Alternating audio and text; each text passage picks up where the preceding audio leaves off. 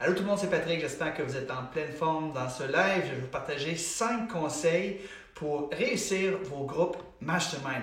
Alors, je sors à l'instant de mon groupe Mastermind que j'ai mis sur pied. D'ailleurs, c'est la meilleure façon de faire. Là, si vous voulez joindre un groupe Mastermind, souvent c'est difficile. Alors, vous pouvez créer votre groupe Mastermind, vous pouvez décider qui vous voulez avoir dans votre groupe Mastermind. Donc, c'est quoi un groupe Mastermind? C'est des cerveaux collectifs. Donc, c'est des gens qui ont les mêmes intérêts, je vous dirais, qui ont les mêmes buts, les mêmes défis, les mêmes problématiques. Ces gens-là se rencontrent de façon régulière. Et ce qu'ils vont faire peut-être une fois par année, peut-être une fois par mois, alors la fréquence va être déterminée avec les autres membres du groupe. Et là, on s'échange des idées, on partage des trucs, des stratégies pour s'aider un et l'autre à atteindre nos objectifs.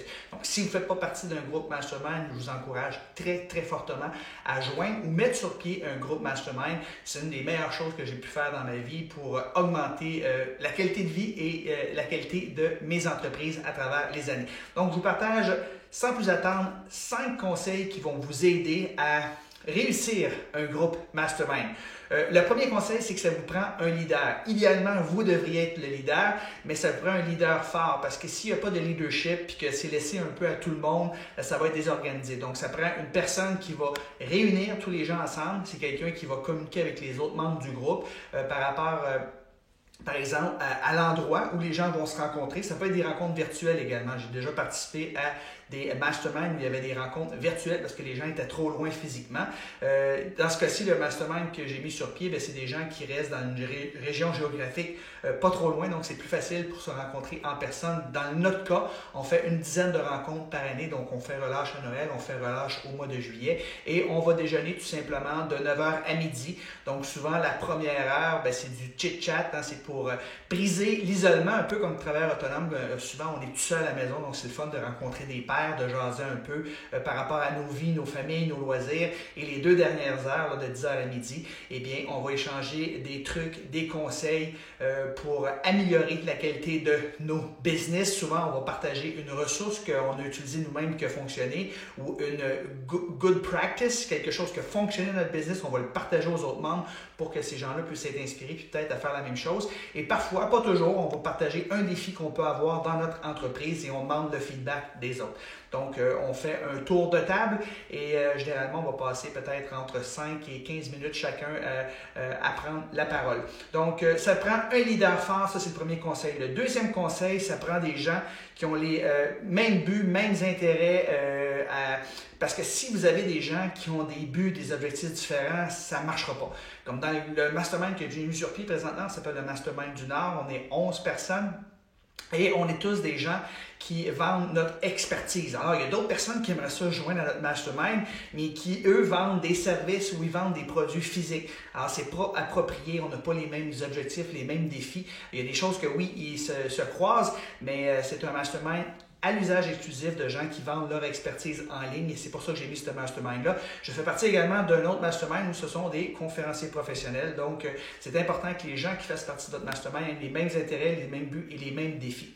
Troisième idée que j'aimerais vous partager pour qu'un mastermind réussisse, c'est important que tous et chacun qui font partie du mastermind soient à peu près au même niveau. Parce que ce qui va tuer un groupe mastermind, c'est des gens qui sont juste là pour prendre, puis ils donnent jamais. Alors, il y a des gens qui vont aller là, puis eux ont beaucoup d'expertise, sont plus avancés, et ils vont donner, mais ils ne reçoivent jamais rien en retour. Ces gens-là vont quitter éventuellement le mastermind. Donc, pour qu'un mastermind fonctionne, ça prend des gens qui sont à un niveau quasiment égal dans la business. Certains vont être plus forts dans un domaine, certains vont être plus forts dans un autre domaine de la business et c'est comme ça que tous et chacun vont s'entraider. Donc, assurez-vous que tous et chacun, par exemple, ça peut être au niveau des hommes d'affaires, on voit souvent ça, par rapport à un chiffre d'affaires annuel. Alors, vous pourriez dire, par exemple, les gens qui font partie de ce mastermind-là, c'est des gens qui font dans les 6 chiffres.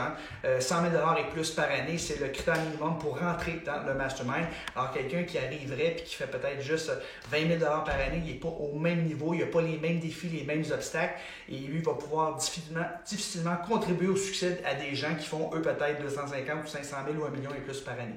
Donc, il y a un minimum et tous et chacun doivent pouvoir contribuer pour qu'on réussisse un mastermind. Quatrième idée pour réussir un mastermind, c'est le nombre de personnes. Il y a des masterminds que j'ai vu échouer parce qu'il n'y avait pas assez de monde, parce que c'est très rare que tous les participants vont être présents. Il y a toujours des absents, c'est normal. Et il y a des masterminds donc, qui ont fait patate parce qu'il n'y avait pas assez de monde. Alors, quand tu fais une rencontre, puis il y a seulement 2 ou 3 personnes qui se présentent, c'est difficile d'avoir beaucoup d'idées de la part des autres. Ça prend beaucoup de temps quand même. Dans notre cas, on va dédier une demi-journée. Ou s'il y a trop de monde, eh bien là, c'est très difficile d'avoir de l'interaction, c'est très difficile d'avoir les idées des autres, c'est très difficile d'avoir un temps de parole pour aller chercher le feedback des autres. Donc, je vous dirais qu'en général, un groupe mastermind devrait être entre 5 et 12 personnes, considérant qu'il va toujours y avoir quelques absents. Comme dans notre cas, nous sommes 11 personnes dans notre mastermind et ce matin, nous étions 8 à notre rencontre, donc il y avait 3 absents et c'est normal. Ça arrive presque jamais quand vous avez à peu près une dizaine de personnes que tout le monde peut être là. Dans mon groupe de conférences professionnelles, nous sommes 6 membres. Ensuite de ça, dernière chose que vous pourriez faire pour vous assurer que votre mastermind ait du succès, c'est l'engagement de chacun des membres à être présent aux rencontres. Alors, vous devriez tout faire pour être là, à moins qu'il y ait un décès dans la famille ou qu'il y ait vraiment une situation d'urgence, une maladie, votre enfant qui est malade. Quand vous faites partie d'un mastermind, il faut s'engager. Ce qui fait en sorte qu'un mastermind fonctionne, c'est que ça devient un peu votre deuxième famille, que vous créez des liens solides avec les gens. Donc, s'il y a quelqu'un qui est toujours absent, il n'est pas aussi engagé que les autres, à ce moment-là, vous demanderez tout simplement à la personne de quitter le mastermind. Donc, ça prend un engagement de tous et chacun pour qu'un mastermind réussisse bien. Donc, je vous fais un résumé.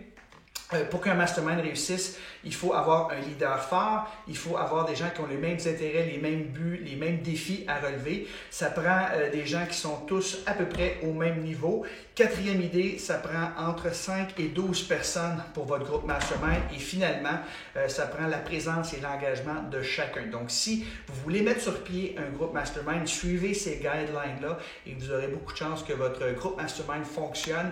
Essayez-le, vous n'avez rien à perdre. Ça peut être un mélange de rencontres en présentiel, ça peut être un mélange de rencontres en virtuel, c'est-à-dire peut-être faire un Facebook Live entre vous tous ou un Zoom par exemple. Et c'est souvent un mix des deux. Je vous suggère de créer un groupe Facebook où vous allez pouvoir échanger entre les deux rencontres et peut-être utiliser un outil que j'utilise qui s'appelle Doodle. Donc, des fois, c'est difficile de planifier. Là, tout le monde est super occupé. Donc, vous utilisez Doodle, les gens cochent les journées qui sont disponibles et là, vous prenez la journée où il y a le plus de réponses. Alors, ça, c'est un outil que j'utilise, que je vous suggère d'utiliser pour organiser ça. Un autre très, très bon truc, c'est qu'à la fin de votre rencontre Mastermind, vous prévoyez la prochaine rencontre. Donc, vous allez éviter beaucoup de back and forth si vous agissez ainsi. Donc, si ce n'est pas fait, peut-être pour la prochaine année, tiens, lancez-vous le défi de joindre ou de partir un groupe Mastermind. Ça va vous aider énormément à faire augmenter votre business. Alors, si vous avez des questions, n'hésitez pas à commenter, donnez-moi des pouces, des cœurs si vous avez aimé les conseils que je vous ai partagés. Et si vous avez des questions également, s'il vous plaît, écrivez-moi ça ici, ça va me faire plaisir de vous répondre. Alors, sur ce, je vous souhaite une belle fin de journée. Bye bye tout le monde!